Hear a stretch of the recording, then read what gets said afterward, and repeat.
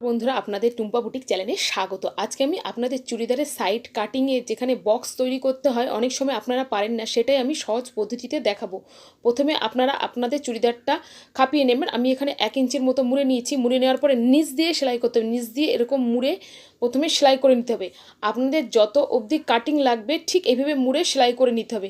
নিয়ে সেই পজিশনে মেশিনটা থামিয়ে দিয়ে ঘুরিয়ে নিতে হবে। দেখুন আমি কি করে ঘুরিয়ে নিচ্ছি। নিয়ে ঠিক ওই পজিশনটা আবার সুন্দর করে মুড়ে নিয়ে একটা চাপ সেলাই দিয়ে নেবেন। চাপ সেলাই দিয়ে নিয়ে আবার মেশিনটাকে সুন্দর করে ঘুরিয়ে নেবে। নিয়ে আবার সোজা মুড়ে সেলাই করে দিলেই সুন্দর মতো বক্স তৈরি হয়ে যাবেন। বন্ধুরা আপনাদের যদি আমার ভিডিও ভালো লাগে লাইক কমেন্ট শেয়ার করতে ভুলবেন না।